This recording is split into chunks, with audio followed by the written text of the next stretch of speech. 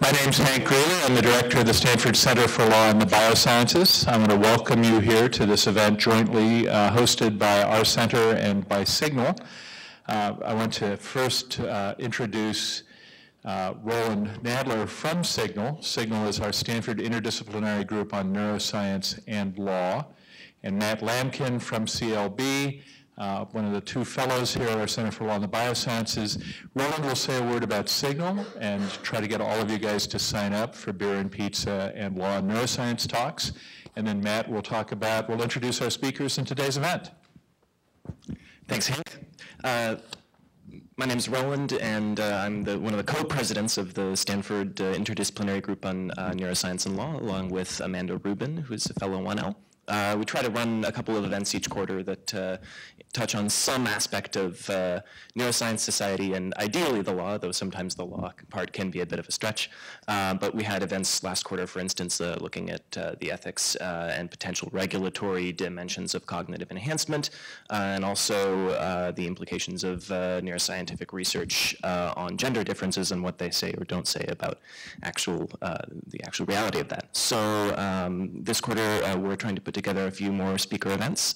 If you're interested in what Signal is doing, my contact information is up on the board, so you're welcome to email me and get onto our list. I'll turn it over to Matt. Thanks. I'm Matt Lamkin. I'm a fellow here at the Center for Law and the Biosciences, and I wanted to host this talk because I'm a huge fan of MAPS as well as the ACLU. And specifically because we have, it seems, a sort of persistent contradiction in our culture in which we, Americans, consume mind-altering drugs by just the truckload. Prozac, Adderall, OxyContin, I mean, these sell in the millions. They're paid for by alcohol, paid for by private insurance as well as by public insurance and by tax dollars. And yet we have certain psychotropic drugs that whose uses are so taboo that the mere thought that they may be beneficial or could be used safely is anathema to most policymakers. And our speakers today, I think it's fair to say, have been working to change this. Rick Doblin has a Ph.D. from Harvard's Kennedy School of Government and founded MAPS, the Multidisciplinary Association for Psychedelic Studies, almost 30 years ago, is that right? In 86. Yeah, 86. 27. Yeah. And their work, which I think he's going to tell you about in more detail, is to help create contexts in which psychedelics and marijuana could be used in a beneficial and safe way.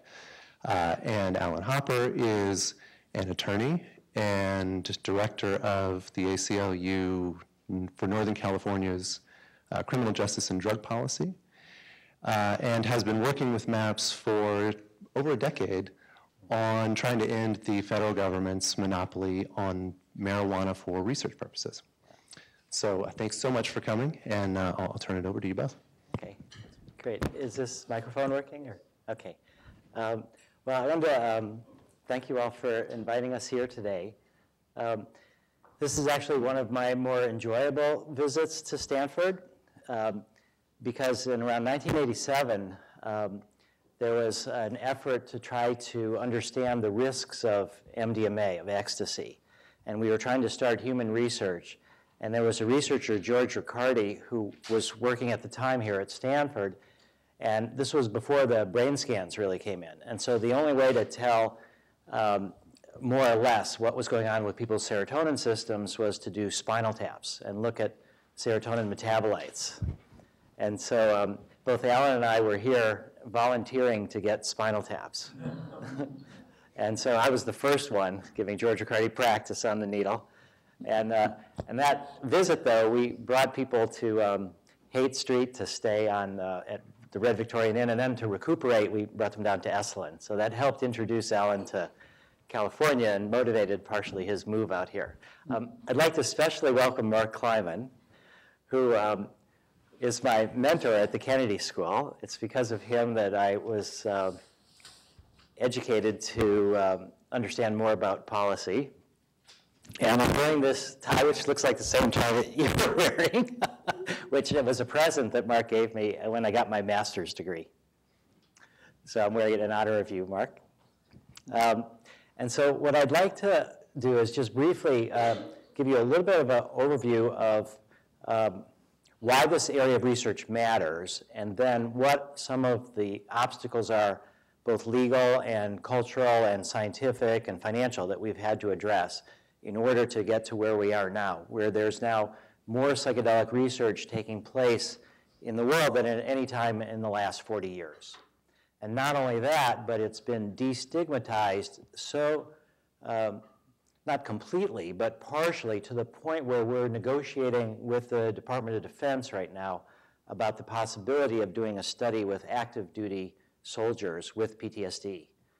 And whether we'll be able to do that, we'll find out in the next couple weeks, but it's already up to senior levels in the Department of Defense, and we have support from politicians on the Senate Veterans Affairs Committee, and we have support from all of the treatment people inside the National Center for PTSD, which is part of the VA, from various Department of Defense officials, including the former highest-ranking psychiatrist in the U.S. Army, Brigadier General Lori Sutton, who was head of this Department of Defense area that funded research in post-traumatic stress disorder and traumatic brain injury. So we're not at this point yet where it's mainstreamed, but that's the direction that we're going.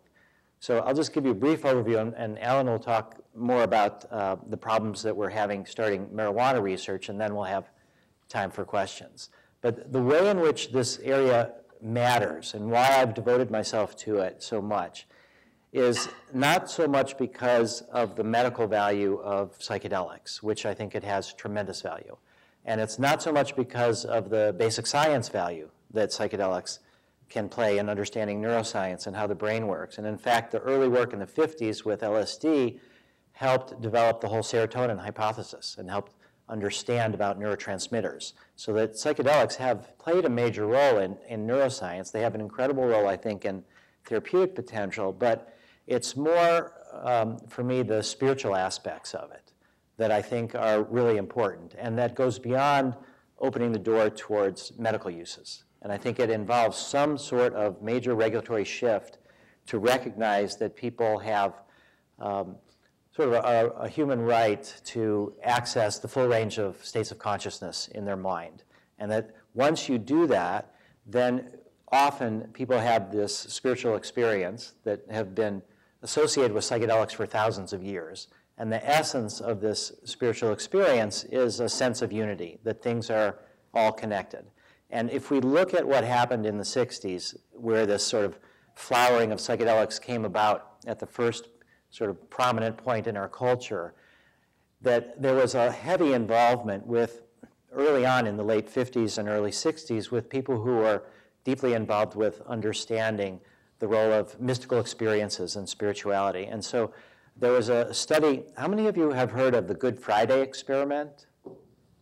Just 3 or 4? Okay, well, briefly, the Good Friday experiment was probably the best thing that Timothy Leary did at Harvard. And he was the faculty sponsor. It took 20 students into church on Good Friday. And it was working with Reverend Howard Thurman, who was Martin Luther King's mentor. Martin Luther King got a Ph.D. at Boston University. And so this took place in the chapel at Boston University. And what they wanted to see is, could psilocybin stimulate a mystical experience for people who were religiously inclined in a religious setting? So 20 divinity students went into chapel. There was about a 3.5-hour service. Half of them got psilocybin, half got a placebo.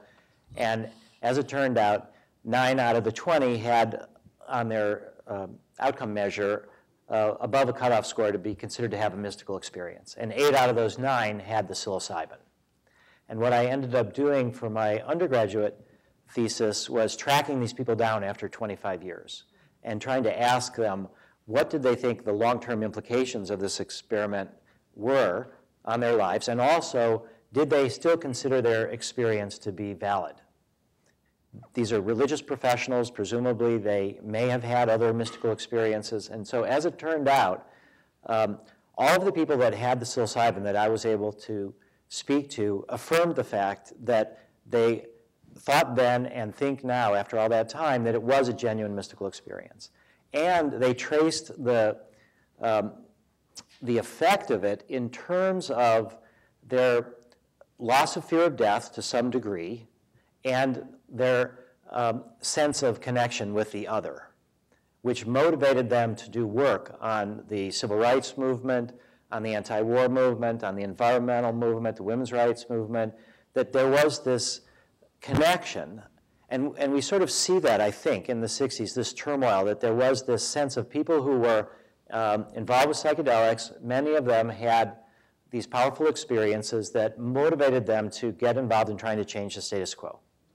So I think that as we look around the world right now, there is increasing importance on global solutions and people working together on issues that transcend nationality and transcend sort of our narrow ways that we identify ourselves.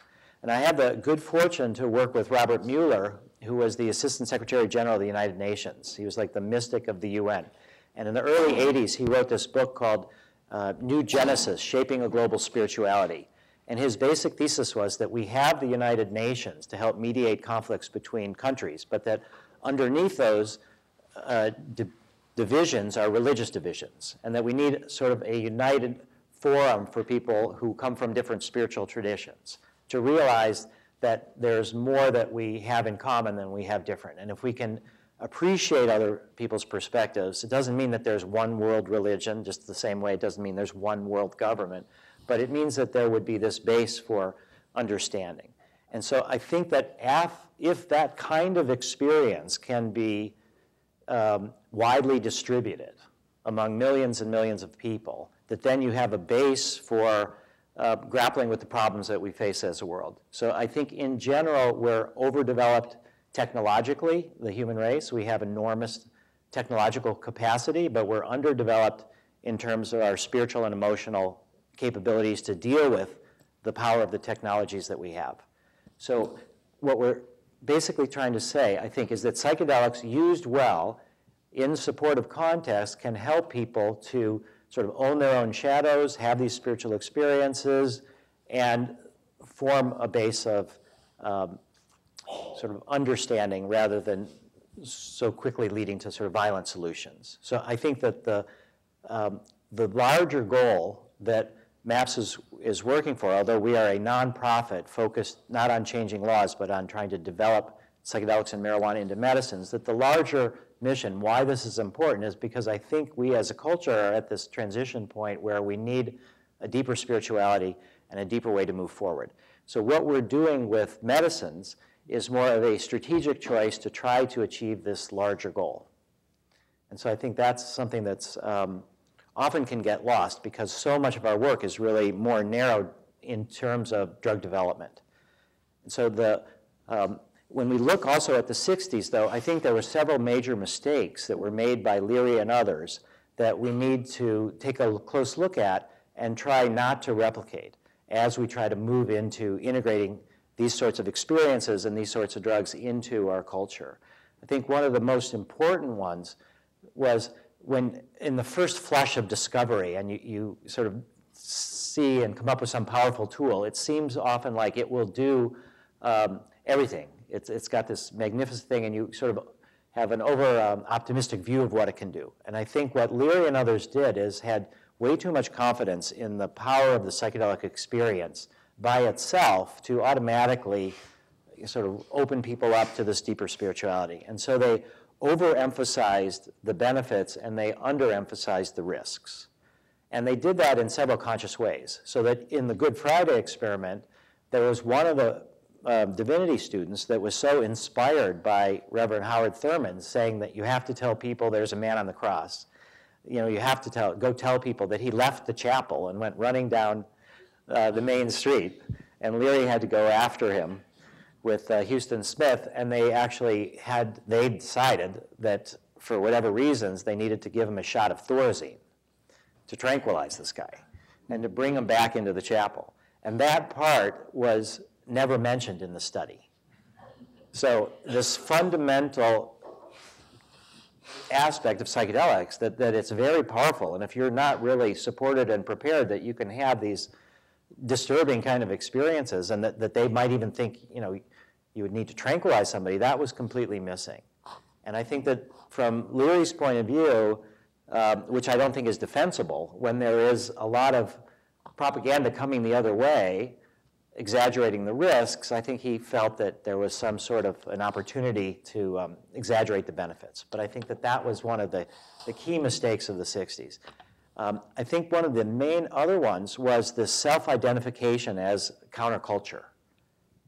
And when and Stanford in a way played a big role in that also. 1959 is when Ken Kesey participated at the VA in Menlo Park, connected with Stanford, with the MK Ultra CIA military mind control experiment, where he got LSD. And out of that then emerged his sort of awakened attitude towards psychedelics, and then became the Merry Pranksters and the Grateful Dead and all of that. But that there was this sense that there was such a distance between the way the culture was set up and those people that were coming into these new understandings with psychedelics, that it was this inherent conflict, and that the approach was to leave, tune on, turn in, drop out. And when you self-identify as counterculture, you're almost ensuring your demise, because you're just a small minority and you get the main culture upset. So I think some people really prefer being, the rebel from the outside. And in a way, there's a good part of it, is because you can say, I've got the solution, I know how the world would be better, but you never have to prove it. It's always like, well, if you guys would only let me in the door, then I would show you, but then you sort of make it so you never get in the door. So I think what we're trying to do different now is to think not about creating a counterculture, but about mainstreaming the psychedelics, about saying that in a healthy culture, you can have scouts that sort of go out and check the new territory, and they come back and they tell you what they've found, but that information gets integrated. It's not that they've discovered something and they're saying we have to tear down all the structures of society and move forward. So we're trying to talk about evolution rather than revolution, and we're trying to talk about how historically, if you look at the foundations of Western culture through the Greeks, they had the Eleusinian mysteries that lasted for 2,000 years. They were ended in 396 by the Catholic Church, that had a psychedelic component and that had this kind of spiritual experience at the core of it, but that was integrated into society. And if you look other cultures like the Huichol Indians in Mexico who use peyote, the cultures in South America that are using ayahuasca, that the psychedelic experience is not so inherently corrosive of the status quo, that those people who are using these drugs or thinking in these ways will always be in opposition to the culture. I think that there's a way in which we can talk about sort of encompassing these experiences in a way that strengthens the culture rather than undermines it. And so one of the things that we're most proud of with our LSD study that we just recently completed in Switzerland, is the first study of the therapeutic use of LSD, and it was LSD with people who are anxious about dying. That of the 12 subjects who were in the study, 11 out of the 12 had never done LSD before. And in terms of the work that we're doing with the veterans, with MDMA for post-traumatic stress disorder, we're also opening it up to firefighters and police officers. Many of the people that are in this study have never done psychedelics before. So what we're trying to say is that this is not a treatment that is only for people that emerge from this drug-using subculture, that this can be something that can be mainstreamed. And we had a terrific article that was in Oprah's magazine, that talked about the value of MDMA for post-traumatic stress disorder. And at the end of it, the reporter actually had gone and had an MDMA therapy experience in an underground illegal way and reported on how beneficial it was. And the way that the article was written, it made not a big deal at all the fact that this was illegal. It was just a few sentences, and the main thing was the focus on the experience and the description of it and how it was helpful to her. So that, for me, was one of the major signs that we've been able to overcome a lot of this stigma, to get people more fascinated about the hope rather than the fear, and the hope that these drugs can be beneficial. And we're now, next week, ABC World News Tonight is doing interviews with one of the veterans in our study, and Michael Mithoefer, the chief psychiatrist, for a story that'll be a feature on ABC World News Tonight with Bob Woodruff as the interviewer. And he was the reporter that was blown up in Iraq and is very interested in PTSD. People magazine has been calling us last week to do studies. We just had an article in the New York Times and Stars and Stripes and a lot of military.com. So the public relations that we've been doing for about the last 5 to 10 years has been almost uniformly positive, surprisingly so. And so I think several things have happened in the culture over the last 40, 50 years that make it so that now I think we're ready, whereas 50 years ago it was too much. And so one of them is that when people started reporting on these spiritual experiences, it was at a time when yoga and meditation were thought of as somehow, Eastern and weird. And now you go to YMCA and you can sign up for a yoga class or for a meditation class. So that meditation has become more mainstream, yoga has become more mainstream. The whole direct spiritual experience is something that people are a little bit more comfortable with. The other part was death. At the time in the 60s, people who had cancer didn't talk about it. Death was something that we really paid no attention to and we're so scared of. Now we have the hospice movement. So in 1974 was the first hospice center. And by 2004, there was 3,500. So for me, that's a way to talk about change in a cultural context that takes a generation and a half or 30, 40 years, but that it is going to be possible, I think, to have psychedelic clinics, which is one of the goals that we're working towards, established and then replicated over the course of 15, 20, 30 years to where they're in every community in America that's of a certain size. So at the same time that we had death was something that people are now grappling with in a lot better way, and spirituality, birth is something that was also sort of hidden away and tranquilized and medicalized. So my dad was a pediatrician, and he wasn't even allowed in the delivery room when I was born. And now we have birthing centers. We have, women do it without tranquilization sometimes. There's a whole healthier focus on sort of the core aspects of life and death and spirituality that our culture now, I think, has built this base of support. And I think there's also been this sense that we have given prohibition a chance over the last 50 years, and that it's not working. People aren't so sure what to go to next or what's the better way, but I think there's an openness in the culture for something different and a hunger for spirituality and the depth of emotions that people can access through these substances. So I think that's all why we're sitting in a situation of incredible opportunity when it comes to psychedelic research. So what we're doing now, we've had to sort of pick from a strategic point of view what to do after our legal options failed. So what happened was that in 1982, I learned about MDMA. And MDMA had previously been used under the name Adam, not ecstasy, but under the code name Adam from the middle 70s through to the early 80s, and about 500,000 doses were used in therapeutic settings, where psychologists and psychiatrists and others were working in non-public settings, sort of in their homes, in offices, but not as a party drug. And that these sessions were very productive.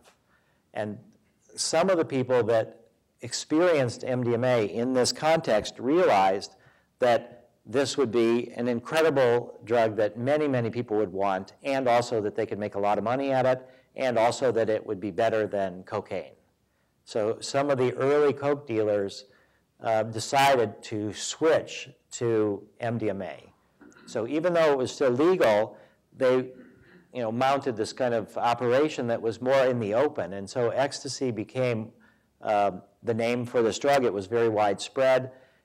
And once it was being used in a public way, it was very clear, particularly since this was happening at the Nancy Reagan Just Say No era, that there would be this crackdown. And at this point, those of us who were interested in supporting therapeutic use of MDMA decided that we would gather together and prepare for the objecting to the DEA. And so we prepared for a DEA administrative law judge lawsuit. And then several years later, in the summer of '84, DEA said, we're trying to criminalize MDMA. And so we had previously seeded our witnesses by selectively choosing people from the religious traditions, people from science, who had Roman Catholic monks, Jewish rabbis, Zen Buddhist meditators, professors at Harvard, who were willing to try this drug when it was legal as preparation for being witnesses in our lawsuit against the DEA. So we knew it was inevitable, and we were able to get an incredible group of witnesses prepared. And so we won the DEA administrative law judge, the lawsuit. The judge said that MDMA should be in Schedule 3, and it should be available to therapists and psychiatrists. It should be illegal for non-medical use, but it should be legal for therapeutic use. And the DEA administrator has the option of accepting or rejecting the administrative law judge recommendations. And they rejected the recommendation. We sued several times in the appeals court, and eventually we lost. And the DEA was able to come up with a set of criteria that the courts would accept that said that the only way really was through the FDA. So that's where I started MAPS in '86, was as a nonprofit pharmaceutical company trying to develop psychedelics and marijuana into prescription medicines. And I had this naive assumption that since millions and millions of people are using MDMA, if they each just send $1 or $2, we would have all the money that we need to do the research. And as it turns out, for our nonprofit and for most nonprofits, 80% of our money comes from the top 20 donors. And we do have several thousand supporters, but that it still is the case that most people who are out there using drugs are, for whatever reasons, they're not motivated to donate to social change organizations. Either they don't think it's possible, or they don't think that their efforts will make a difference, or they'd rather spend the money on more drugs. But we've been sort of unsuccessful in mobilizing this vast group of people. But that was at least the hope. So what later developed was, in 1999, was the first example of a nonprofit drug development that actually succeeded. And that was the Population Council that developed the abortion pill RU46. So what we had was a highly controversial drug that no pharmaceutical company wanted to deal with, because any products that they were also marketing would be boycotted by certain people if they were to develop this abortion pill. So it was a combination of John D. Rockefeller III, who'd started the Population Council. Warren Buffett donated about $5 million. The Pritzker family donated money. And so several sort of left-wing, liberal, kind of wealthy donors decided that nonprofit drug development was something that actually could work. And the Population Council is still doing that now. They're still developing more drugs for various aspects of the reproductive cycle, and then they try to license them out to major pharmaceutical companies. But that proved the concept that nonprofit drug development can actually work. And with the psychedelics and with marijuana, we have the situation where these are drugs that are off patent. There's no ability to get use patents either, because if you've lost the major composition of matter patent, if those have expired, you can get use patents if you're the first one to think of a use for a drug. And so what we've done is we've contacted patent attorneys, and we've developed an anti-patent strategy so that if something is in the public domain, then nobody can claim that they've invented it. So whenever we hear about any kind of new use of psychedelics, of MDMA in particular, we post it on our website. So Andy Weil, who is very involved in natural healing, he had someone who he knew who had this long-standing physical problem that was pretty pronounced. And under the influence of MDMA, it went away. And so we're not saying that MDMA can magically cure all these things, but we posted that story up on our website. And so all of the uses of MDMA for couples therapy, for end of life, for PTSD, we're starting a new study in association with several people here at Stanford, and also some of professors and people in the other part of the UC system on MDMA for high-functioning autistics. or people with Asperger's, that there are reports on the internet of loads of people with Asperger's who have, on their own, gone to parties with MDMA, taken it for recreational purposes, and found to their surprise that it actually helped them and that it had long-term benefits in terms of understanding emotions and understanding their own emotions and being able to read emotions from others. So all that's up on the web. So basically the idea is that there is no patent protection for these drugs. So it falls to the nonprofit sector to try to develop them. The other part, of course, is the controversy, which most pharmaceutical companies don't want to get involved with. You know, as we know, and I'm imagining you talked about cognitive enhancers. You know, so the pharmaceutical industry, in a way, is getting more and more into lifestyle drugs. And that's sort of dangerously close to non-medical uses, and particularly in academic settings, a lot of these drugs that are used, you know, widespread in high schools and colleges for studying and things like that. So the pharmaceutical industry is, in general, wanting to stay away from psychedelics as they tread more and more towards this area of sort of lifestyle drugs. And major foundations are also not that comfortable in this area just because of the controversy factor. I had this eye-opening experience in England. There was the Wellcome Trust, which is an organization. It has its own art gallery. It's a big foundation in England, and they had this exhibit on art that was called High Art. And in this article, somebody from the Home Office was interviewed and said that they would be open to MDMA research. So I contacted the Wellcome Trust and discovered that they are the largest foundation in England with $20 billion worth of assets. And we was able, with David Nutt, who was the British drug policy advisor, to have meetings with their staff to see if they would fund MDMA PTSD research. And during our meeting, what they said was, this is a reputational risk. And I said, this is a reputational opportunity. You should think about this as getting in on an early stage of something that will prove to be highly beneficial. But they ended up deciding that for them, it was a reputational risk. And I was thinking, how can you be sitting on a mountain of $20 billion and you're so worried about your reputation that you won't fund something that's likely to be really promising, but they wouldn't. So I think all of these things have led to the fact that, at least for now, our support is coming only from individuals and family foundations. We're hoping at one point to break through into major foundations, but that's the financial risk. The regulatory situation is actually not a problem, but the way in which the FDA was, starting in the late 60s, was that they were part of the sort of cultural backlash, and they shut down research with psychedelics. The National Institute of Mental Health, which had funded much of psychedelic research in the 50s and 60s, and around 66, they stopped funding and stopped all their studies with psychedelics. And NIMH has not since come back to support psychedelic research.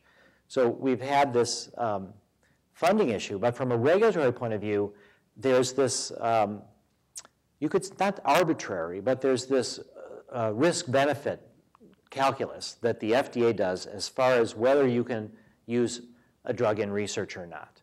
And from the middle 60s to the 1970, 71, psychedelic research was shut down all over the world. And the way they interpreted this risk-benefit was that the risks were so great. I mean, there was all these stories about LSD causing chromosome damage that were later completely shown to be non-valid, the social risks they were considering. So the FDA from the late 60s, early 70s to 1990, it wasn't a regulatory problem, but it was sort of a cultural context problem in that they would not permit any research to go on with psychedelics. But what happened in 1989, late 89, 90, was a new branch of the FDA was set up to expedite the drug development program to see if they could come new ways to develop drugs that didn't take so long. And they needed some drugs to practice on, and so they took over the psychedelic drugs and marijuana from the group that had previously worked with them at FDA. And so then they wanted to see research. So it wasn't that they were pro-psychedelics, but they were pro-science over politics. And that's what really began this sort of modern era of psychedelic research. The first study was approved in 1990 with DMT, and it was approved in the way of DMT is a naturally occurring substance in your brain, and it can lead to perhaps schizophrenia, or maybe it's linked to mental illness. So it was looking at this study in a negative way. Then in '92, we were able to get permission for the first safety study with MDMA, and things have just progressed to that point now, where we have research in Israel, Switzerland, Canada, the United States. We're working to try to start studies in England and Australia for MDMA for post-traumatic stress disorder. And we already have several studies that we've published in the Journal of Psychopharmacology that show that for people who, our first study was people who had post-traumatic stress disorder, an average of almost 20 years, had failed on drug therapy and pharmacotherapy.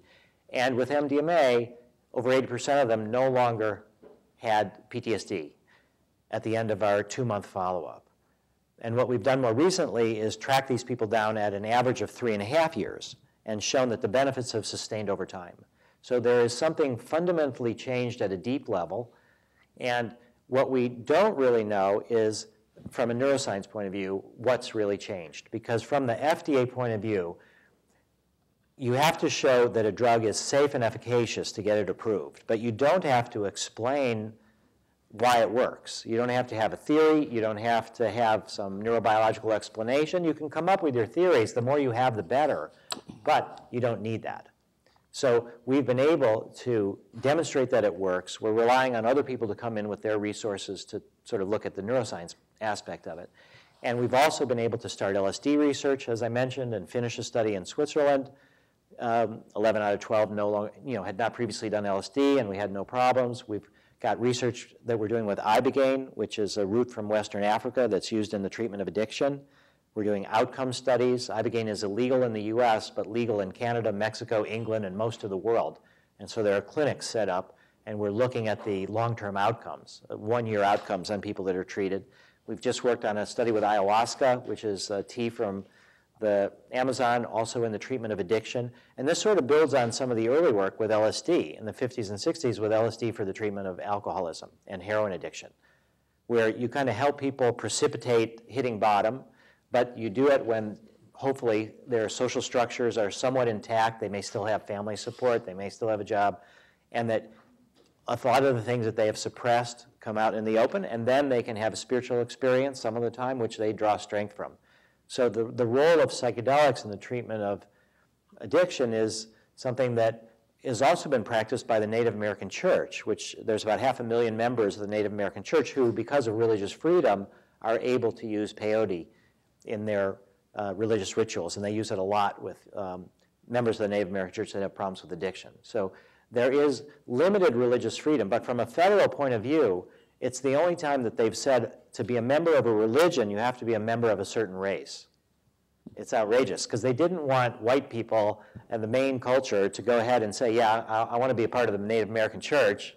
So according to the feds, you have to have 25% Indian blood in order to be a member of the Native American Church.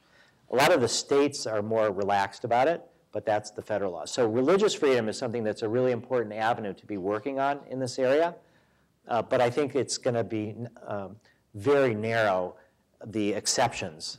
And there was a Supreme Court case on the use of ayahuasca in the treatment in religion, and that was a unanimous decision in favor of this group called the União de Vegetal that said that they did have rights to practice their religion in the United States, but it's still only a few hundred or 1,000 or so people, and it's still religious rituals that are very objectionable to some Western people. So it's kind of an amalgam. But I think religious freedom is one way, but it will likely be the last avenue of openness, because religious freedom is like personal, it's like legalization in a way. Why should you have to go through a religion?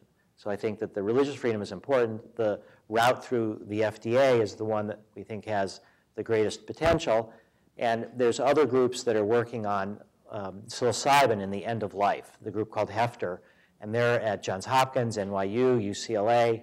And so what we're trying to do is pick populations, patients that people are sympathetic to. So it's a sort of a political strategic analysis of who do we want to help in terms of how the mainstream will most be sympathetic.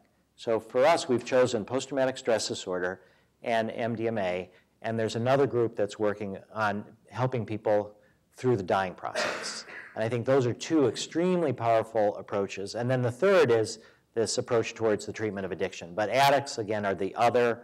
They're not really held in high esteem, and it's also harder because to work with an addict, it's not just the experience. You have to have a lot of the follow-up aftercare. They have to change their lifestyle. So it's important for us to do that research to show, and sort of to break the mindset that a drug that people consider to be a drug of abuse is something that, in proper circumstances, can be a drug that helps people who have abuse problems get to have a healthier life. So that's kind of our overall strategy. And the fundamental difference between what we're doing with psychedelics and medical marijuana is that we have our own independent sources of psychedelic drugs. So we have our own source of MDMA. I have 960 grams of the world's purest MDMA, locked up somewhere where I can never get to it. We have our own LSD. We have our own psilocybin. All these drugs are available to us, so we need to work with FDA, DEA, and Institutional Review Board. And I'll let Alan explain, more why marijuana, which you would think is a more commonly accepted drug, and 18 states are in favor of medical marijuana, why we're completely obstructed as far as doing the research to make marijuana into a prescription medicine. And I'll just say that we did the first studies on vaporizers. So marijuana vaporizers, heat marijuana up, you get a steam that comes out of it. It's not combustion, so it's a non-smoking delivery system. And we tried for 7 years to buy 10 grams of marijuana from the National Institute on Drug Abuse. And we were unable to do it. So we're the only people in America that would try for 7 years to buy 10 grams of pot and are completely frustrated in doing it. But unless the pot comes with a DEA license, then it can't be used in legal research. So we were unable to get NIDA pot. All right, so now turn it over to Alan about marijuana. Thanks, Rick. Yeah, it is crazy, the difference between, and the progress that Rick's been able to make with these other, I think, more controversial drugs relative to what we've been able to do with marijuana. Before Mark sneaks out, I have to give a shout out, though. I was going to say, Mark, but now I hate to see you go, but I was going to say it's very intimidating to try to talk about marijuana policy when Mark is here and he quite literally wrote the book. I was going to give you a chance to shout out your book. That's the reason I'm leaving. I don't want to intimidate you. Rick, you were brilliant. Alan, you're always brilliant. I'm very sorry I'm not going to get to hear you. I'm due in San Jose at 6 o'clock. I'm not going to make it. But good work. Keep it up. Thanks. Well, and tell them your book. Your book is? It's called Marijuana Legalization, What Everyone Needs to Know. And it really is the most comprehensive, best, most recent book about marijuana policy in the United States. So, thanks, Mark. Good work, guys. So now I'm a little bit less intimidated. It's all. No, I'm just going to sail up for a second. Now hopefully you're even less intimidated. Even less intimidated, because I was going to also say I'll be right back. That as I talk about the Craker case, and I'll tell you some of the background. Before I do that, I want to sort of situate that for you in a wider context that kind of explains why this is an ACLU issue and something we care about. But Rick knows much more, honestly. He's got an encyclopedic knowledge of the facts and the timeline of the case. And so you'll see me turning to him and say, was that in 2001? But the third reason it's intimidating is my friend Ben Rice is here, who is one of the best criminal defense lawyers in the state doing medical marijuana and marijuana defense work. And so knows probably as much or more than anybody in California about California's medical marijuana laws.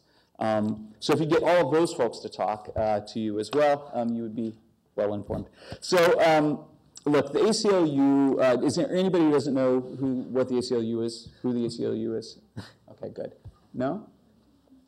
Well, I can tell you. So the American Civil Liberties Union is the nation's largest public interest law firm, And our mission is to defend civil liberties and civil rights and the Bill of Rights, the Constitution.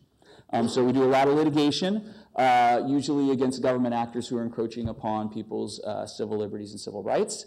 And we do a lot of policy work. We're becoming more and more not just a sort of shield, trying to protect against the worst encroachments upon people's individual rights, but also trying to become more of a social change organization and trying to push back against some of the policies and the laws that lead to widespread violations of civil rights and civil liberties. And so we have identified, not unsurprisingly, given that that's our mission, the problem of over-incarceration in the United States as a top priority, both nationally and here in California. I am at the ACLU of Northern California. I didn't bring cards with me, so I thought I'd write this up on the board if you guys want to get a hold of me. I'm the Director of Criminal Justice and Drug Policy, and I've been there for going on 3 years now. And prior to that, for about 7 years, I was the Litigation Director of the National ACLU's Drug Law Reform Project. And, focusing during that entire time and still now on this problem of over-incarceration. We're, in the United States, we have 5% of the world's population. We have 25% of the world's incarcerated population, quite literally the world's jailer. We incarcerate more people in the United States than in all of Europe combined. We incarcerate more people in the United States than China, which has 1 billion more people than we do. But if you take out drug sentencing from those calculations, you take drug sentences out of the mix, those disparities fall away. And we compare, we're pretty much on par with other countries. So it's no exaggeration to say the war on drugs drives the over-incarceration problem in the United States. And in California, we're in a situation now where our prisons are so horrifically overcrowded that the U.S. Supreme Court found in a pretty remarkable decision, given that court and the way they usually rule in cases brought by prisoners. They found that our prisons were so overcrowded that the conditions there amounted to cruel and unusual punishment in violation of the 8th Amendment because we can't provide adequate medical care and mental health care for prisoners who are literally dying because they can't get access to very basic stuff, insulin for diabetics, blood pressure medication for folks who need that to keep their blood pressure in check, heart medication for people who need that. And so the U.S. Supreme Court ordered California to reduce its prison population by about 30 to 40, depending on how you count the numbers, 1,000 people, and they gave us 3 years to do that. And so the states responded with this thing that it calls criminal justice realignment, which is really, in some ways, kind of a shell game. They're moving people, nobody who was currently in prison moving, but rather through attrition as people's sentences end and are released, as that happens every day in the state prisons. Fewer people are going in the front door because some people who previously would have gone to state prison are going instead into county jails. What the state is refusing to look at is changing some of the sentencing laws that have resulted in this incredible overcrowding problem in California. So, I mean, for 40 years, there was this incredible prison construction boom in California. And, left to its own devices, the state would probably have responded to this Supreme Court order by just building more prisons. Because there's no order from the court to reduce the number of people who are imprisoned. The court just said, your prisons are designed to hold 80,000 people. You've got 120,000 people. That seems like it's causing these problems with medical care and mental health care. So you have to reduce it. And the court didn't even say you have to get down to your design capacity. The court said you have to get down to, let's just say, 137.5% of your design capacity. Right, still pretty overcrowded, and the state is now saying in this Supreme Court decision, Plata v. Brown, about 3 years ago now, 2010, the court gave California 3 years to meet this population target, and now the state, just earlier this year, has gone into court here, the 3-judge panel that's got control of the case, and said, you know what, we're never going to get to 137.5% of capacity, but you should let us continue to operate at about 150% of capacity, because we can do that and provide constitutionally adequate medical care.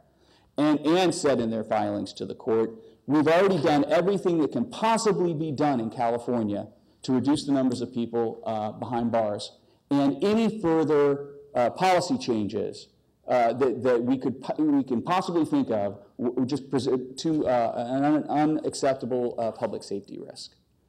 And what the ACLU and others have said, including the plaintiffs in Plata, is, you know what, here's a blueprint. Here are some things that you could do that over time will reduce the prison population. And one of the easy ones is to simply reduce the penalties for possession of any drug to a misdemeanor. Right now, many of them are wobblers or felonies in California, simple possession, felony. And because of our 3 strikes law, you know, which thanks to the good work of folks from Stanford, among others, you know, we just recently passed this ballot initiative that has significantly reformed the 3 strikes law, so that now, as is the case in most other states in the country, your 3rd conviction to trigger a life sentence can't just be any felony. It has to be a serious or violent felony. But it doesn't touch the 2nd strike population. So right now, if you are convicted of a serious or violent felony, and then no matter how much time goes by, you then suffer a 2nd conviction for any felony,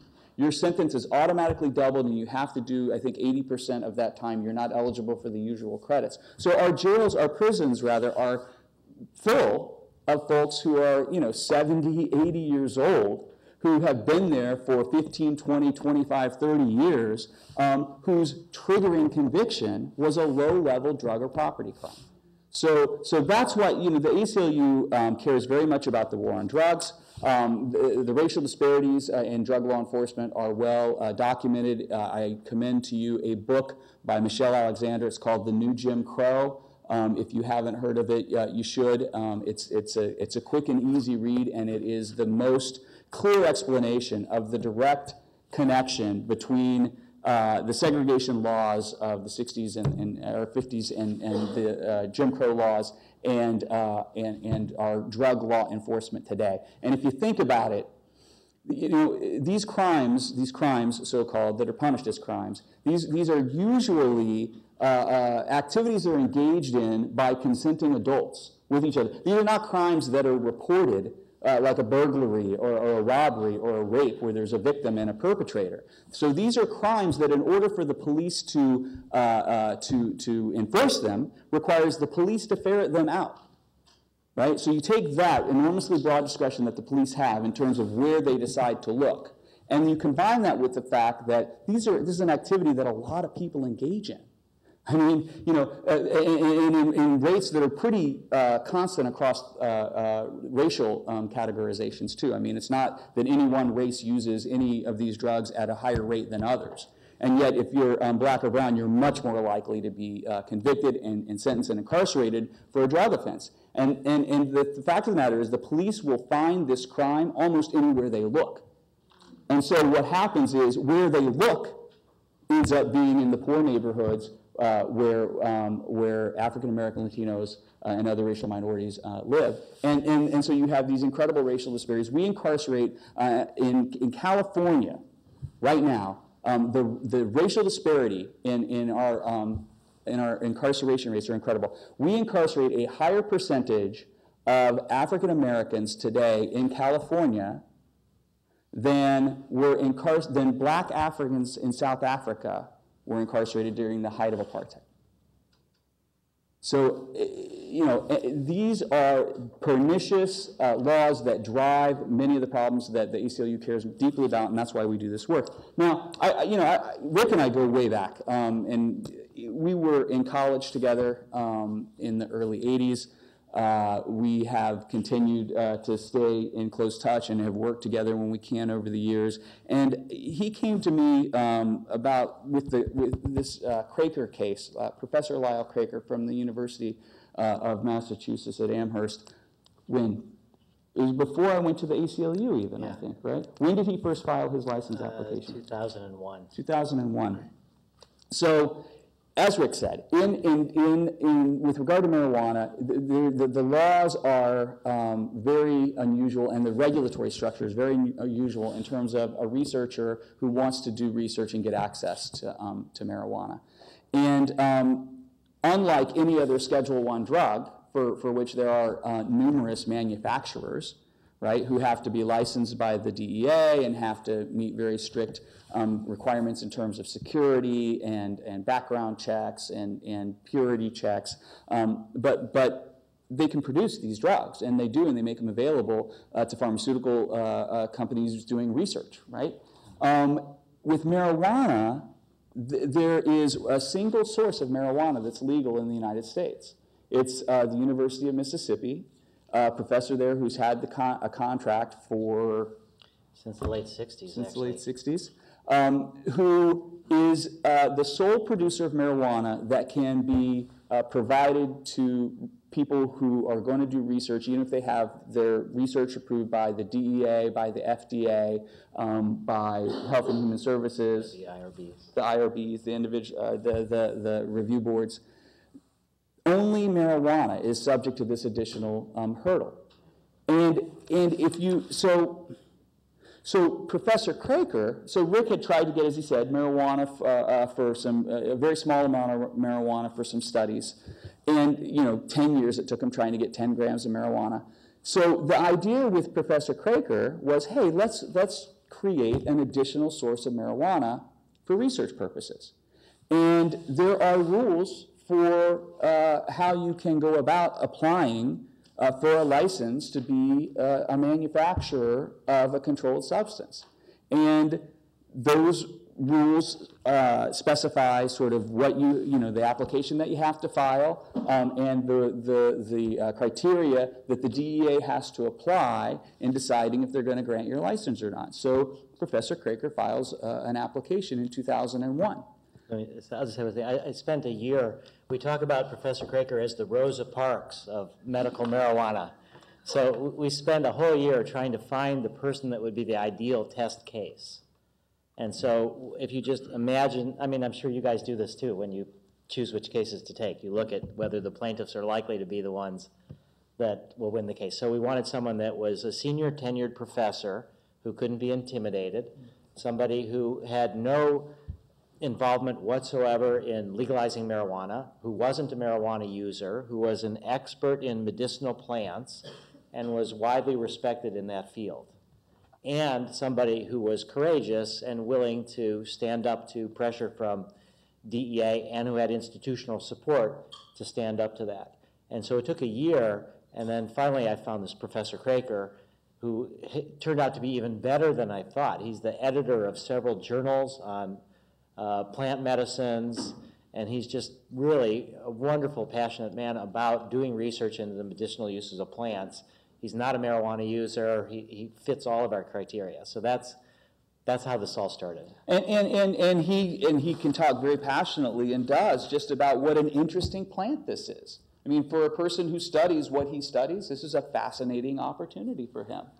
And so, look, the timeline is up on the MAPS website, and if you want to go take a look at it, Rick's got all of the filings in the case and the sort of, I think it's fair to encapsulate it by saying the DEA has, because you have to get your license from the DEA, and so they are the agency, the federal agency that reviews the application, and they have pursued a tactic of delay at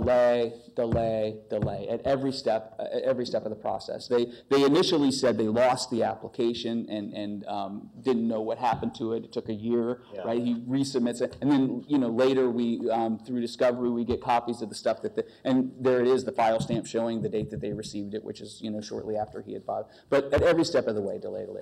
So when Rick came to me, I was at the I knew about the case before I started working for the ACLU, but I've been working for the ACLU for a while. And Rick had gotten with Professor Craker up to the point where the DEA was about to set a hearing, an evidentiary hearing. So after, because you're entitled, the procedures are governed by the Administrative Procedures Act, and you're entitled to, once you've exhausted your application process with the agency, if they say no, you have a right to a hearing before an administrative law judge. And so he came to me and asked if the ACLU might get involved. And so I had to pitch and describe to folks at the ACLU why this mattered. Because here, I've sort of framed the context as, the war on drugs and over-incarceration. So, but now we're talking about medical marijuana, right?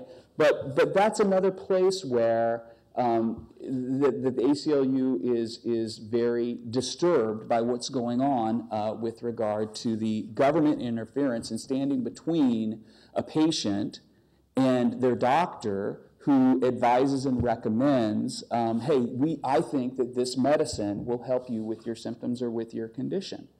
And so certainly, look, there's a role for the FDA. There's a role for the government to play.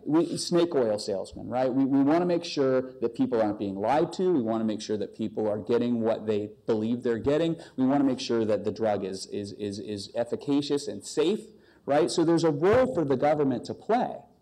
But when you look at how they have dealt with marijuana from the very beginning, I think to any unbiased observer who looks at it, this is not about protection. This is not about science. This is about politics. This is this is cultural and political.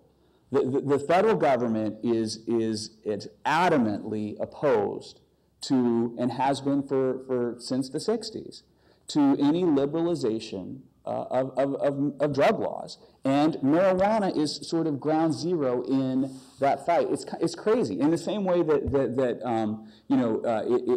it's remarkable how much more progress Rick and MAPS have been able to make with other more controversial drugs than marijuana. You look at the amount of money and attention that the federal government spends focused on marijuana. Right? They spend more money on marijuana enforcement than on all the other drugs combined.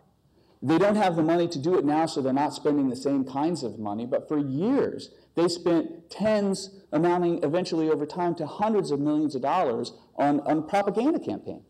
Do you remember "This Is Your Brain on Drugs" commercials during the Super Bowl? Or am I dating myself by remembering this? Right? I mean, these were there were ad campaigns that were funded by your and my tax dollars. The federal government has made marijuana sort of a foundational piece of their drug policy and of the war on drugs. And so that is it is a place where they are so clearly wrong. And they are so clearly not even willing to follow their own rules that strategically, if you're talking about going after over-incarceration, going after the war on drugs, it just makes sense to pay a lot of attention to marijuana. And even though, in California right now, simple possession of up to an ounce of marijuana is a civil infraction. Ben could tell you about some of his clients who get into trouble anyway. But it's supposed to be a civil infraction that's punishable only by a fine of I think $100, like a traffic ticket. And so people say, well, nobody's being arrested for marijuana. Why do you guys really care about that? And the fact of the matter is, there are people being arrested for marijuana. There are people in prison and jail in California right now for marijuana offenses. A lot of folks, and there's no even way to track this because no one keeps the statistics, but if you're convicted of some other crime and you're on probation and you fail a drug test because you smoke marijuana, you can end up back in prison or back in jail. It matters. Marijuana does matter still, even now, and the science over politics is an important piece too for us. If there had been an ACLU when Galileo was locked up in the tower for buying into Copernicus's ideas, we would have represented Galileo. And I pitched Quaker to the other folks at the ACLU as a modern day Galileo. So they agreed, we agreed to represent Lyle Craker. We come in, we do an administrative hearing for administrative law judge where we have to put on witnesses to talk about the blocking, the ways that the federal government over the years has used this monopoly that they have over the supply of marijuana to block research. So the way that NIDA works, the National Institute on Drug Abuse works, is that they give a lot of money out to people to do research with drugs. And if you go to them and you file a grant application and you're trying to get their money, you have to jump through a bunch of hoops, which doesn't it's not shocking. That kind of makes sense. But what Craker and MAPS were trying to do, they didn't need any money from NIDA. They weren't asking for money from NIDA. They had researchers that were trying to do, before Lyle was even in the picture, researchers who were trying to do research with marijuana that didn't need, that were privately funded research. So why do you have to go through this application process and this very sort of strict criteria that NIDA sets up to determine how to distribute a scarce resource? It's money. Right? If you're not asking NIDA for money, all you want is marijuana. And so what we were able to show is we were able to get folks who had research protocols that were approved by the FDA, who were approved background research and approved by DEA to get a license to handle a controlled substance, to do the research, and yet their research protocols were reviewed by this special board within NIDA. And found one problem after another with the research protocols and refused to give them marijuana. One of the researchers was someone who wanted to investigate, was at the time, still is, one of the leading AIDS researchers and physicians in the country, and was hearing anecdotally from his patients that folks who were suffering from AIDS wasting syndrome, problems with their appetite that could lead often even to death, right, because they weren't getting enough nutrition. He was hearing anecdotally from his patients that they were smoking marijuana and that it was helping. And so he wanted to do research to see if he could document that. Well, it's a little more complicated. It's a little bit, only because there was. See, I told you he knows more about that. There was a woman called Brownie Mary. I don't know if anybody's heard of Brownie Mary. So Brownie Mary was this older grandmother who made marijuana brownies for people in the San Francisco General AIDS ward. And she would work with marijuana dealers. They would give her the shake, and then she would make it up into a bunch of brownies. So it turned out that she got arrested. And I had been trying for a year to find somebody to do marijuana research because it hadn't been done for about 20 years. And so I ended up calling San Francisco, and I said, you've just got this woman who's been arrested. You have this moral obligation. Some of you should try to study marijuana for AIDS wasting. And Donald Abrams responded that he would do that. So that's how that started. And right now, we have a study. We've chosen to, again, work with veterans with PTSD. We have a study approved by the FDA for 50 U.S. veterans with chronic treatment-resistant post-traumatic stress disorder. A lot of veterans already use marijuana because it helps them sleep through the night and they don't have the nightmares. MDMA is more about a cure. Marijuana is more about treating symptoms.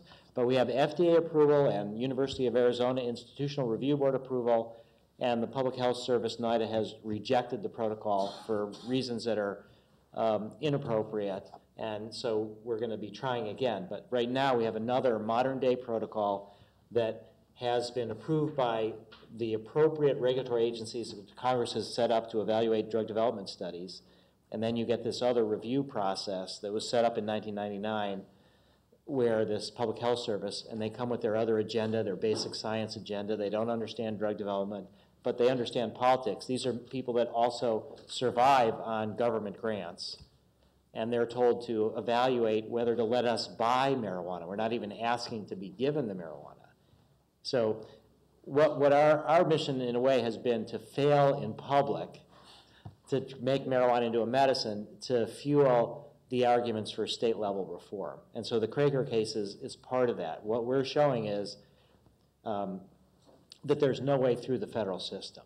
And, well, you might mention the appeals court. Yeah, well, then exactly.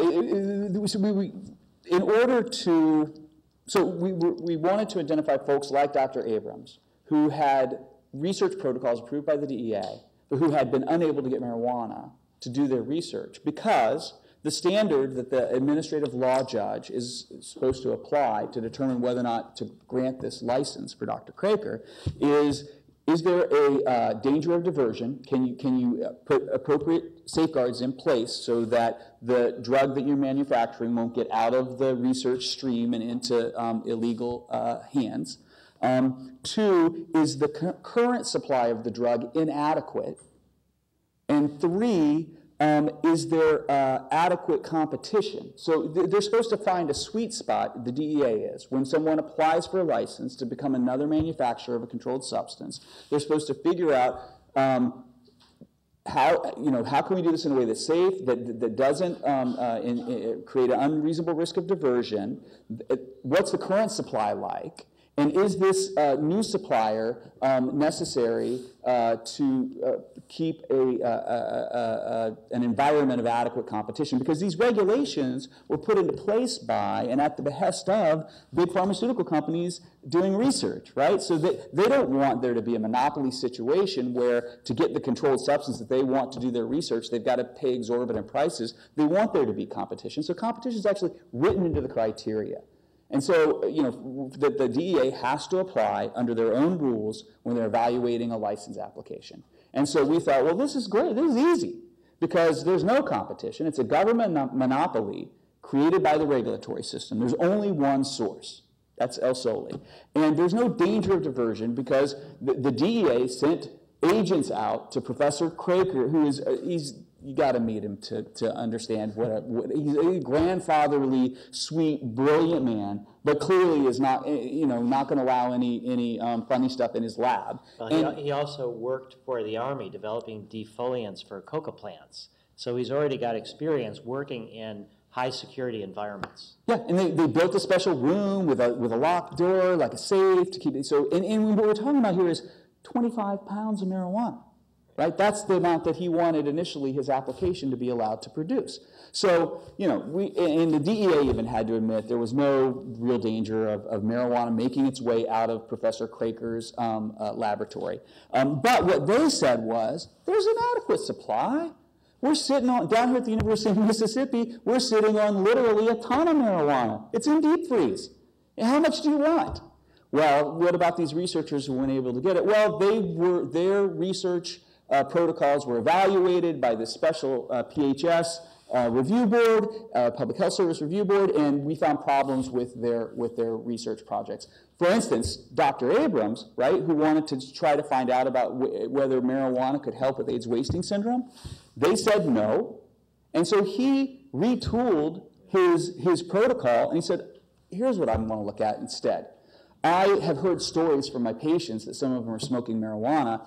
Many of them are having to take a cocktail of medications for their illness. I'm worried about the interactions between marijuana and the medications that they're taking. I'm worried that there may be some danger here. And then his protocol was approved, right? But what our theory, our legal theory for the administrative law judge was that it doesn't matter how many tons of marijuana they're sitting on in Mississippi, the supply is inadequate if legitimate researchers who have FDA-approved protocols can't get a little bit of marijuana to do a research project because it's being denied for political, not scientific reasons. That was our legal theory.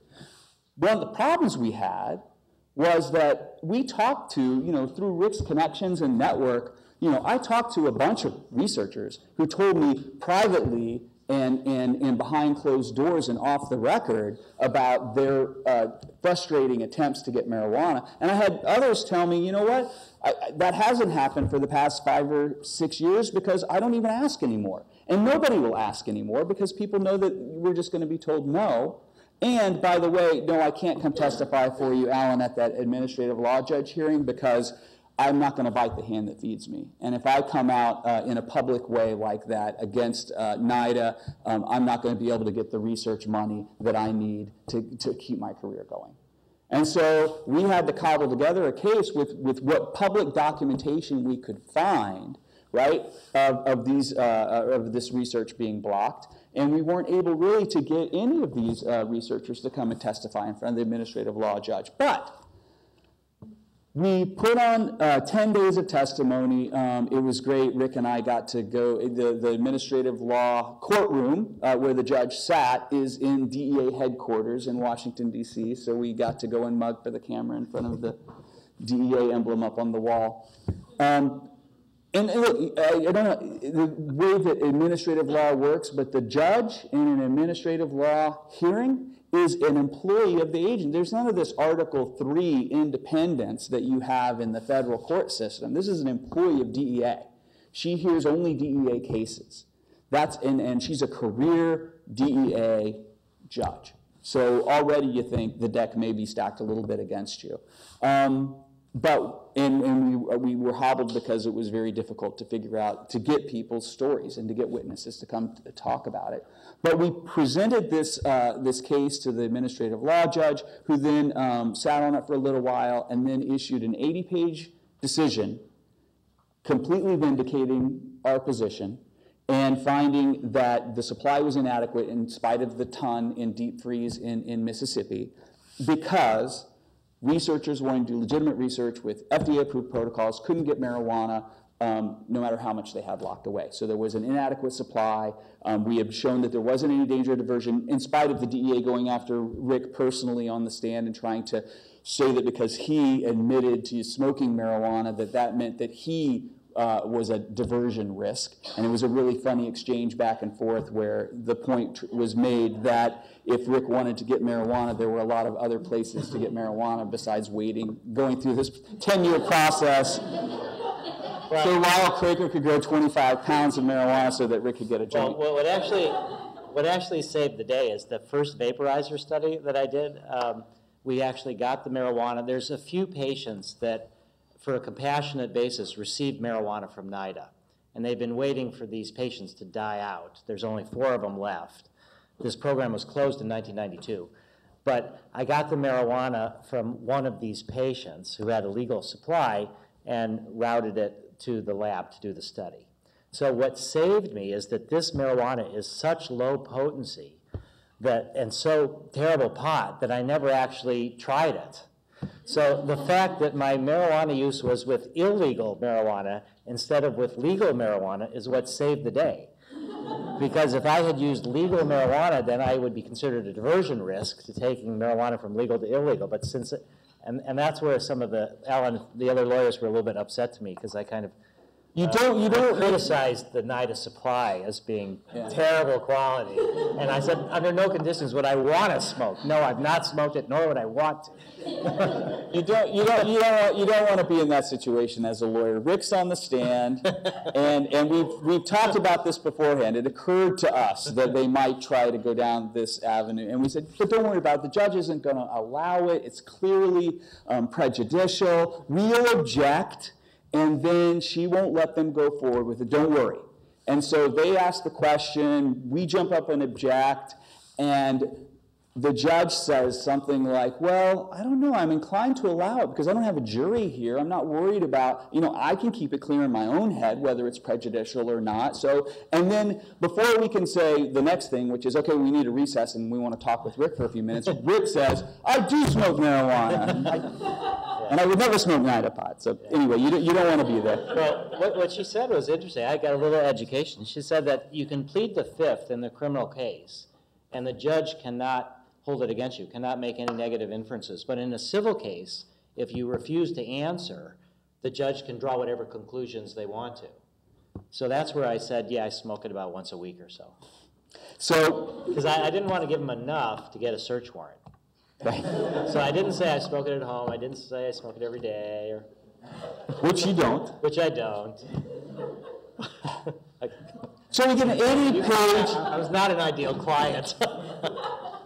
There's a legitimate medical use for it. And so similarly, Francis Young heard days and days of testimony and issued this very well-documented, thorough opinion that said, among other things, I find that marijuana is one of the safest substances known to humankind, right? And I agree that marijuana. But as Rick says, and as was the problem with MDMA case, and it was the problem with the Craker case, the way the Administrative Procedure Act works, that these recommendations from an administrative law judge are just that. It's a recommendation. So that it looks like a decision, it looks like an opinion, it's based on the testimony that the judge heard and the judge's own, just like any other judicial proceeding where the judge makes determinations about credibility and balances all of the evidence that she hears and issues this decision, like I said, 88 pages, but it is technically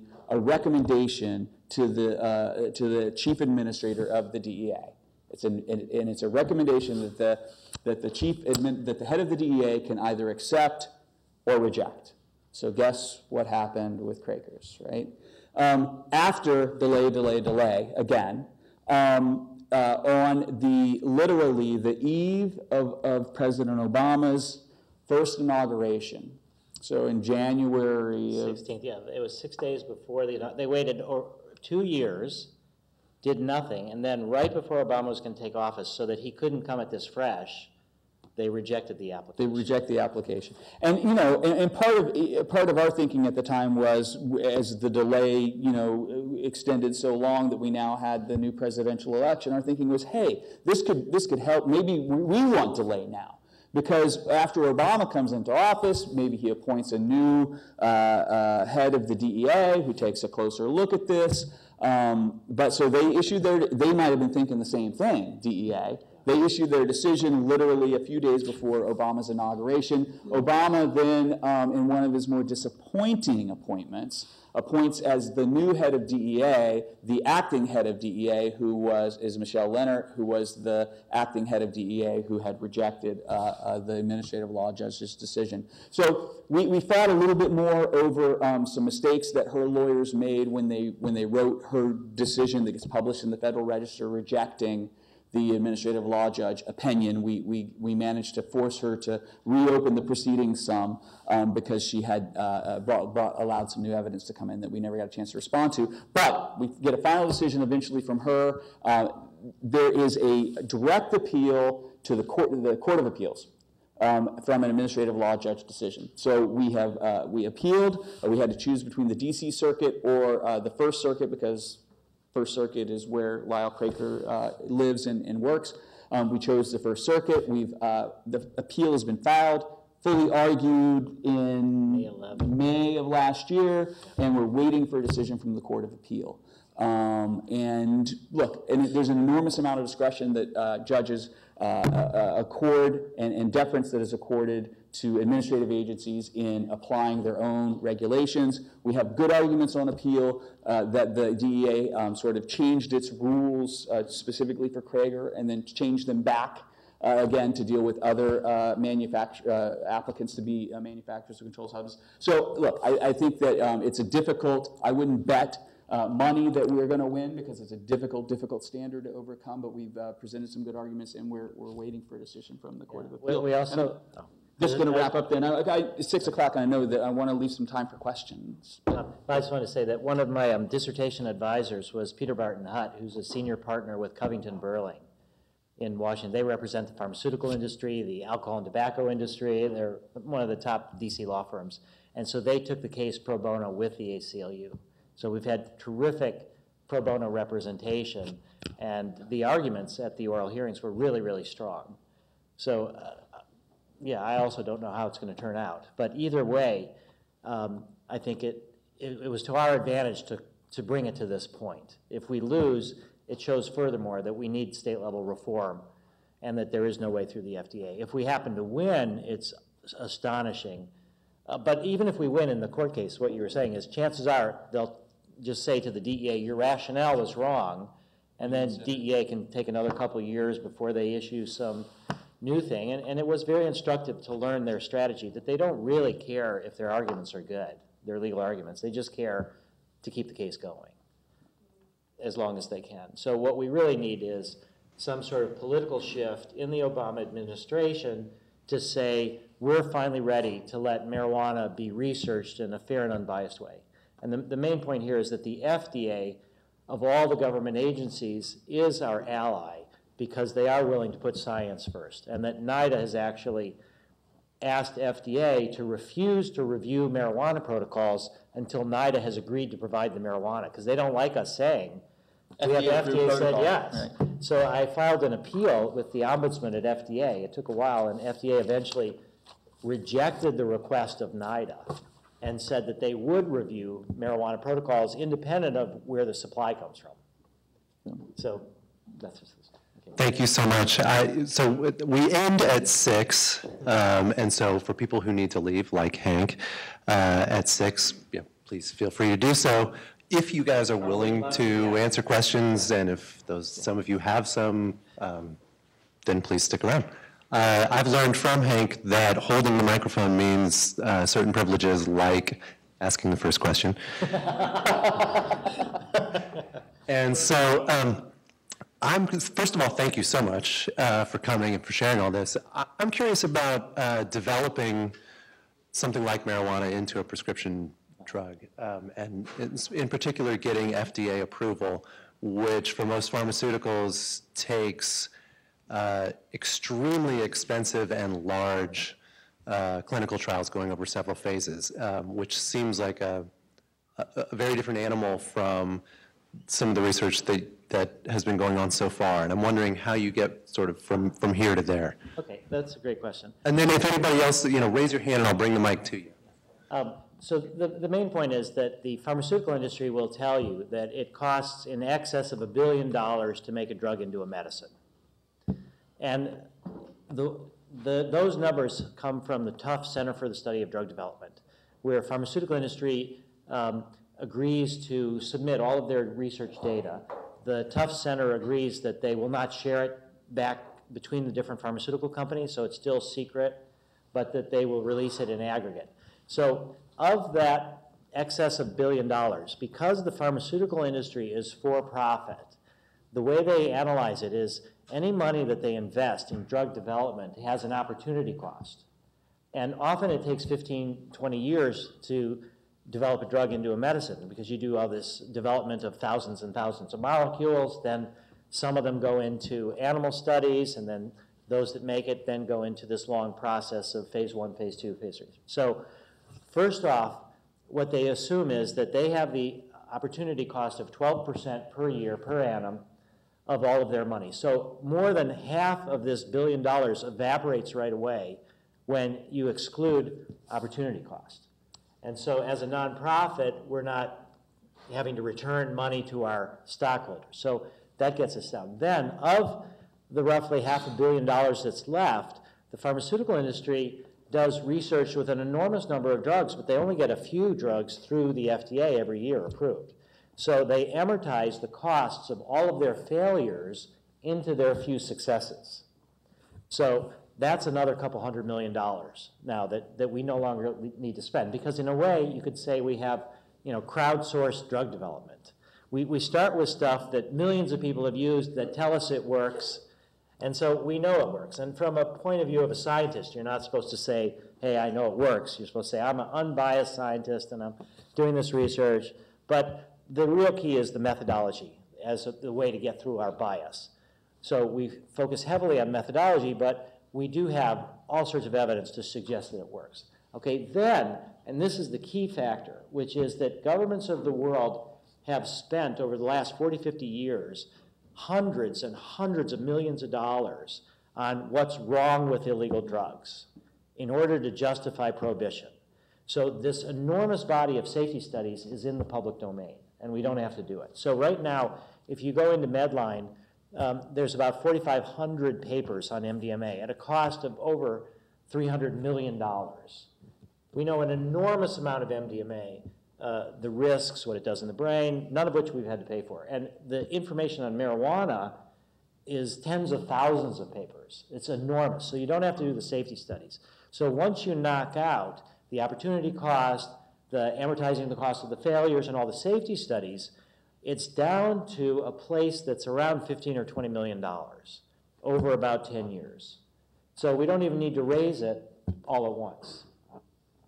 So I think it's within a manageable range. So for MDMA, right now we're assuming that we're going to have around $4 or $5 million in our phase 2 studies, which are designed to help you figure out how to design the phase 3 studies. The phase 2 studies, you figure out what's your method, what's your ideal patient population, how you address some of the scientific issues related to double-blind, how do you do a double-blind placebo-controlled study with a drug that if people take it and it's active, they kind of notice. How do you trick somebody to say, oh, I don't know if that was the placebo or the full-dose MDMA? But so we're exploring dose-response ways. So it's likely that the phase 3 studies for MDMA will be around $12 to $15 million. So I think that similarly with marijuana, we can build on the enormous amount of research that's already existing. So it will be possible practically for small nonprofits. And if you look at the amount of money that has been spent on state medical marijuana laws since 1996, when California and Arizona first passed the first ones, it's already well in excess of what we would need to use to do the research. So it shows in a way that the political obstruction of research has had an enormous social cost, in that that money should have gone into the science that then would have made it legal in all of the states, and insurance companies would cover it. But instead, it's burned up into these political battles.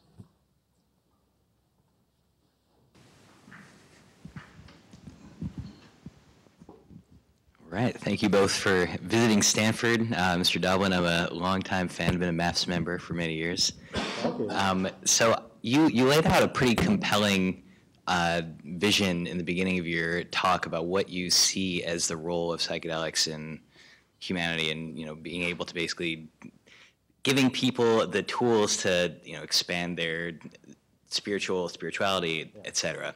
And you very wisely, I think, pursued a strategy where you look for a compelling clinical indication where you have a very strong likelihood of a treatment effect. Mm-hmm. So that's great, and I really applaud your success. Now, the question I have for you is where you see this going in the future, and there are a couple of specific things I'm thinking of, and it basically gets at the issue of you're looking at your vision for MDMA is something that is, I don't want to say a lifestyle drug, but kind of on that level, whereas basically the track that you're headed down is expanding indications. So you have PTSD, you may consider something like chronic pain or depression, where you're really dealing with highly regulated, I have to say expensive to administer situations that are really not available to a lot of people.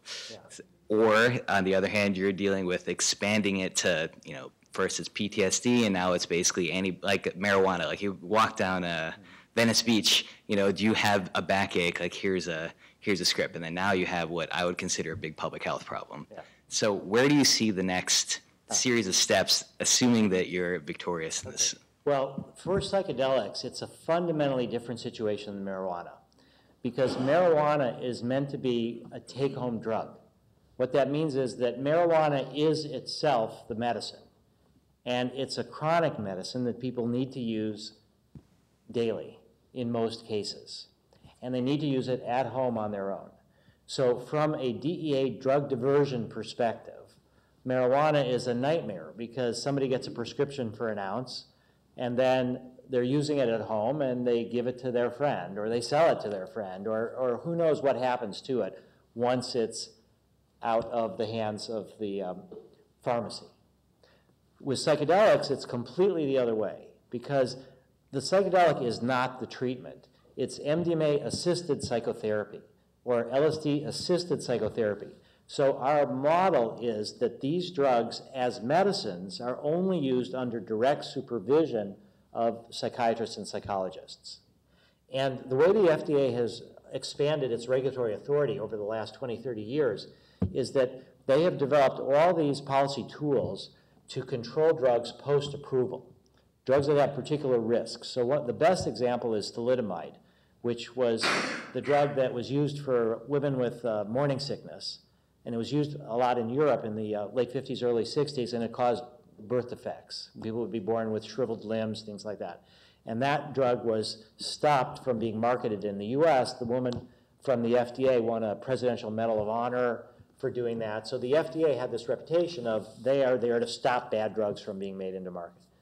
But once thalidomide 20 years later was shown to be effective in cancer, it withers blood cells to cancer tumors. So thalidomide now became a medicine. But they have special training requirements for the prescribers. The pharmacists have to have special training. There's a national patient registry of everybody that's prescribed it to make sure that there are no birth defects. And there's patient education. And now it's called REMS, Risk Evaluation and Management Systems. The FDA has this ability to control post-approval how you do it. So psychedelics will be only prescribable by people that have special training. And the special training will actually come from us. So it's the sponsor that developed the drug into a medicine that has manualized, standardized the psychotherapy, and we have to ensure that all the therapists use the same therapy so we can bundle the data from 20, 30 sites together. So from a regulatory point of view, what we're talking about is MDMA only available by specially trained prescribers, never a take-home drug, only given under supervision, but it is possible to be prescribing it off-label. So what that means is the label is what it was approved for. And DEA, when Marinol, the oral THC pill, in the 85, 86, when it became a medicine, the DEA, in their issuing in their rulings, they tried to say that physicians would be prohibited from prescribing it for anything but nausea control for cancer chemotherapy. And the American Pharmaceutical Manufacturers Association and other mainstream pharmaceutical forces came in there and they beat the DEA back, and they had to withdraw that. So even with controlled substances, there can be off-label prescription, but it still needs to be by people that are trained. So what we're talking about is this gradual expansion of, it may very well be also like methadone clinics, where not only is the treatment provider regulated, but the treatment context is regulated. So our model is people get MDMA in the morning, it's an 8-hour session, it's male-female co-therapist teams, and then they spend the night in the treatment facility, and then they have non-drug psychotherapy the next day to help them integrate it. So I could imagine that it would be a requirement that the MDMA be prescribed only by specially trained therapists and psychiatrists, and that it be done in special facilities where people can spend the night and where everything is videotaped and audio taped. And so I think from a regulatory point of view, psychedelics are easy and they do not present much of a threat. Then the question becomes, once you've got these psychedelic clinics and you're working with somebody that is, let's say, dying of cancer, what about their family? Their family is going through all sorts of anxiety issues as well. So maybe you start expanding, who you can treat in these centers. And then eventually, what I think is likely, what I would recommend is something actually that Timothy Leary started talking about, which was the driver's license model. So that we think that driving is something that everybody has the opportunity to do, but that you have to demonstrate a certain level of skill to do it. And then if you misperform while you're driving, your driver's license gets taken away. So what Leary was saying, and what I think makes sense, and Mark and I have talked about this too, is you get a license to use various psychedelics. But you have your first experience under supervision in these clinics. And then if you do well, you don't panic react, you don't flip out, then you have the ability to buy it on your own and do it at a party, do it in your house, do it for any purpose whatsoever. So these medical clinics could also become the doorway to a legalization context. And then the thing is that if you misperform under the influence of the drug, then you would lose the license. And I think one of the big mistakes of the drug policy reform movement is that we only focus on the illegal drugs. Nobody from the drug policy reform movement is saying that alcohol should be regulated in a more restrictive way than it is now. And I think that it should be. So you talk about drunk drivers who go out and kill somebody while they're drunk. They lose their driver's license, but they don't lose the ability to continue to buy alcohol. And there's loads of people that have lost their license that still kill people drunk driving. So I think if we take advantage of the technology that we have with point-of-sale credit cards and authorization that takes seconds, that we would end up having licenses for drugs that would then be pure, they would be sold through either pharmacies or regular stores. So what we're talking about is maybe a 20-year rollout into the culture. The other thing to say is that if a lot of polling has been done on why people are in favor of marijuana legalization, and this was done for Colorado and Washington, California, and the thing that was the most interesting to me that I learned was that the most powerful predictor of whether somebody is in favor of marijuana legalization is not whether they smoke marijuana themselves. You would think if somebody is a pot smoker, they don't want it to be against the law, they would be in favor of legalization. But the single most important predictor if somebody is in favor of legalization is, do they know a medical marijuana patient? And if somebody knows a medical marijuana patient, then somehow decades and decades of government propaganda, all that fades away. They don't know what to believe. You know about how you read the paper, science says this vitamin is good. Now science says this vitamin is bad. You never know. But if they know directly from somebody that, word of mouth, that says this marijuana helps me, that changes their attitude and their fear goes down. And also the other thing is that states that have medical marijuana laws have more of an impact on views towards legalization than marijuana decrim states. You would think that decrim is actually something that moves people more towards legalization, but it doesn't. With marijuana decrim, it's still against the law. Maybe it's a fine, but what you don't see is the distribution taking place at dispensaries without 6 guys in machine guns sitting out front. You get the idea in medical marijuana states that there can be distribution systems that don't involve the criminal underground and that can be integrated into cultures. Now, we have a lot of states, a lot of cities and counties in California that don't want to have dispensaries, in their place, but that medical marijuana laws and the medicalization, I think, has really contributed towards attitudes changing towards legalization. And I think that would similarly happen with medical psychedelics. But what we're saying as a nonprofit trying to develop the drugs is that we're in sympathy with DEA, with FDA, on rigidly controlling how these drugs are available by prescription. Because in the patients that we're working with, it's not the drug by itself, it's the drug-assisted therapy.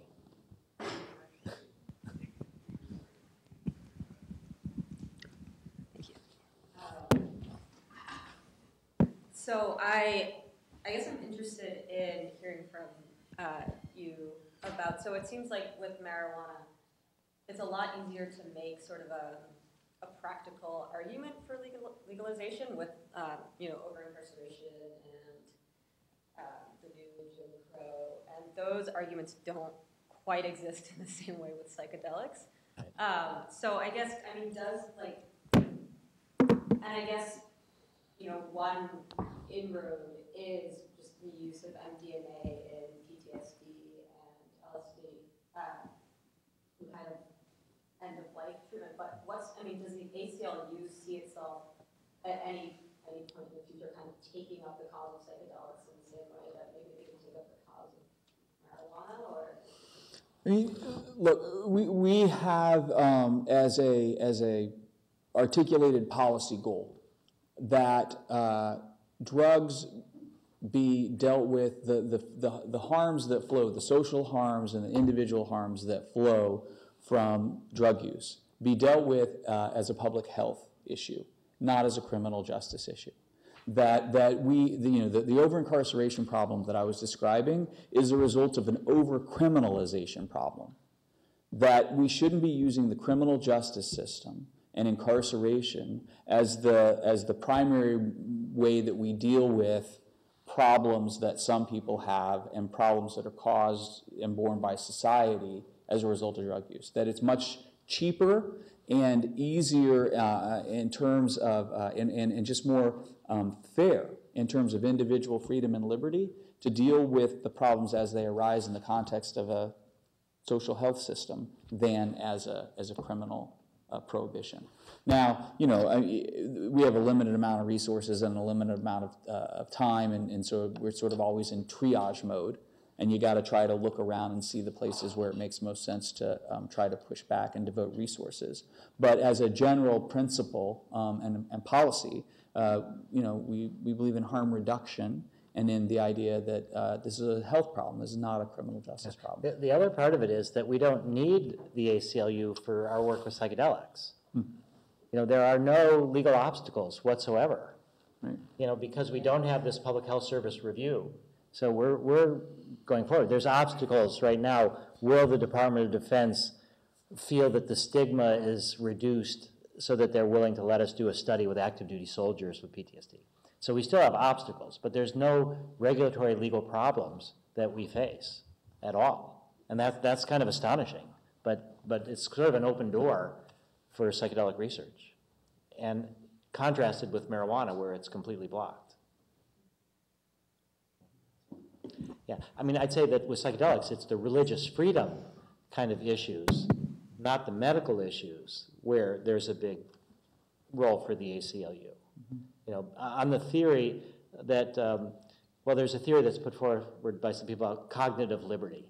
You know, that we have the freedom of speech, the freedom of the press, but fundamental, that's all built on the freedom of thought. And that psychedelics are part of the freedom of thought, the freedom to explore our own consciousness, and that that's a fundamental human right, and that the drug war is abridging that fundamental human right. So that's the kind of argument. That's why earlier Alan was saying that the ACLU only takes cases that they think they can win. There's a lot of value, I think, in cases where you're going to lose. You know you're going to lose, but you at least advance a different kind of argument. You break a mindset. So that's where cognitive liberty would come in, or freedom of religion. But that's the role for the ACLU with psychedelics. What you were talking about with the DEA and their that's really loud, requirements for competition and enough supply of marijuana. Has the argument been made that since all of this is coming from a single source, it's not actually representative of what's even out in the population being used by people? There's no genetic diversity in the plants. There's various different number of chemicals. Even if you want to make the argument that NIDA is only funding research that's the negative effects of drugs, that it seems like a very poor representation scientifically. Yeah. Well, yes, and in fact, we've had, one of my also professors at the Kennedy School was an expert on innovation, and he's devoted a lot of his career to show that monopolies stifle innovation. And so it's very true that the NIDA product is limited. They don't have a whole range of strains. But at least when we've advanced those arguments, we've won. What the DEA was reduced to saying is that because they sell at cost to those people that they agree to sell to, that means that they're not monopoly pricing, and therefore it's adequately competitive, even though there's only one source. And so what we were able to have our economists point out is that if they say no, the price is infinite. But yeah, that is a really good point, and that we did try to make that with innovation, with variety of strains, there's a lot of things that is not available from NIDA.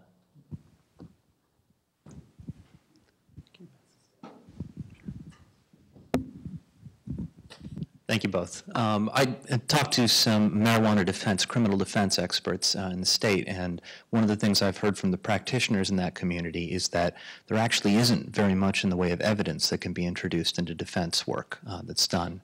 And I'm curious, because you mentioned that there is just this massive body of literature on the effects of marijuana, at least as a health matter. And it seemed like, therefore, there was less of an impetus to get the research angle going from the standpoint of proving the drug safety side. Could you comment a little on just sort of like on the ground on the criminal defense side? Very recently, there was a case where Americans for Safe Access were suing the DEA to try to force rescheduling. And the issue was, is there enough evidence? And the courts affirmed the DEA's position that there was not enough evidence. So the truth is that there is not enough evidence from large-scale phase 3 trials that what FDA requires before they'll prove it as a medicine. So that's what the 40-year plus suppression of research has produced. It has produced a large number of safety studies, a small number with patients that were these phase 2 pilot studies, and no phase 3, large-scale phase 3 studies.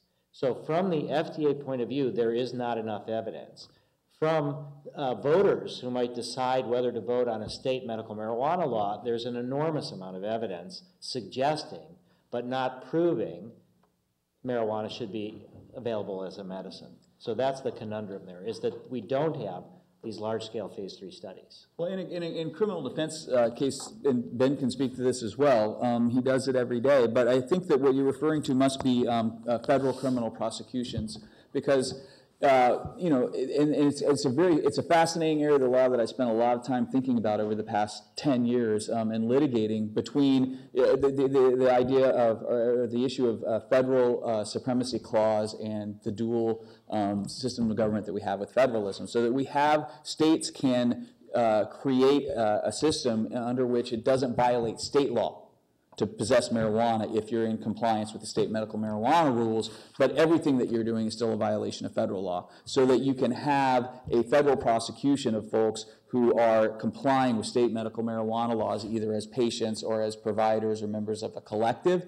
And the rules of evidence preclude those defendants from introducing at all any of the medical evidence, because it doesn't matter. As far as the federal government is concerned, it doesn't matter if you were using it medically or not. It doesn't matter if you're complying with state medical marijuana laws or not. You're still violating federal law, which is, this crazy place that we've ended up because the FDA is blocking, the NIDA is blocking and the federal government is blocking the attempts to make marijuana into an FDA-approved medicine. You have state-level initiatives now in 18 states in the District of Columbia where there's a very big divergence between federal law and state law. And you have federal prosecutions and people aren't able to raise that. There's actually a bill that's been introduced previously and is being reintroduced in Congress that would change that rule and would specifically allow, in medical marijuana states, would specifically allow juries to hear evidence about compliance with state medical marijuana laws. If I could just make one very brief follow-up comment to specify my question. Thank you for that information.